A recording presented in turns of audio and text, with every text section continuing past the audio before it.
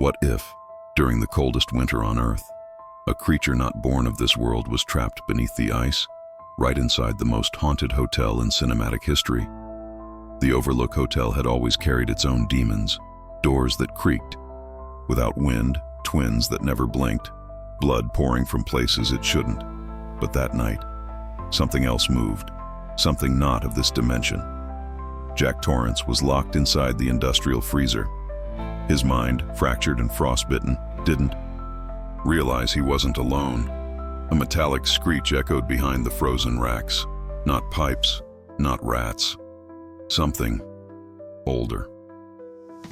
On the far wall of the freezer, behind dusty boxes and a torn tarp, there was a crate, thick, rusted, unmarked, buried under frozen meat and hotel secrets.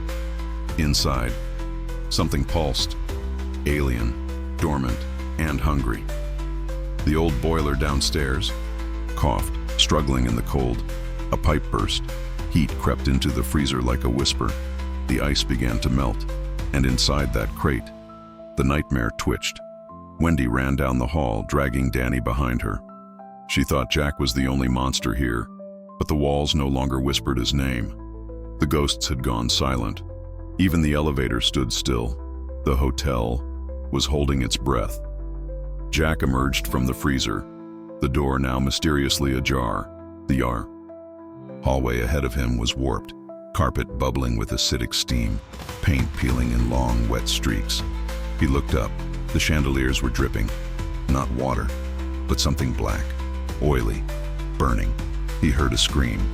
Not Wendy, not Danny. Something deeper, a sound that didn't belong in a human throat. Jack followed the trail down a shadowed corridor, dragging his axe. Then, he saw it, 7 feet tall, slick, glistening, and coiled like a serpent. The Xenomorph. Its body shimmered with cold blue reflections. Its breath fogged the air, its inner jaw trembled, tasting the madness in him. Jack grinned. Finally, he whispered, "Something worth killing." Downstairs, the twins vanished. The elevator bled no more. Grady the bartender lay plastered to the ceiling in a pool of acidic sludge. The ghosts had fled.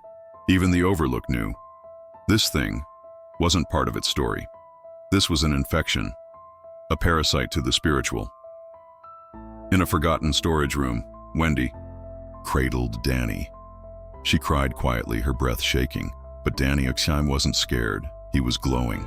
Not literally, but in the way the walls responded to him. He could feel it, a presence, watching, testing. And then the vision struck. He saw himself.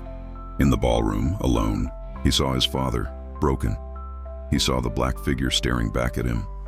Kneeling, Jack confronted the Xenomorph near the boiler room. He swung. It ducked. He swung again. Sparks flew. The axe connected and bounced off. The creature struck back. Its tail pierced his shoulder, pinning him to the wall. He screamed. And yet, it didn't kill him. It leaned closer, breathing him in, and walked away, like he wasn't worthy. Danny stepped out of hiding.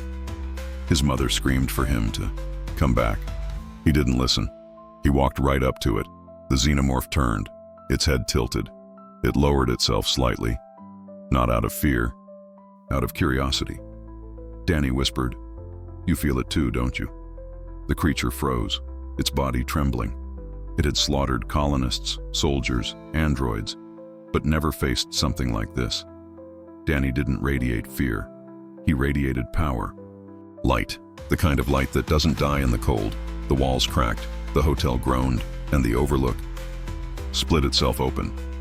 The spiritual and the alien clashed, and the building could no longer contain either.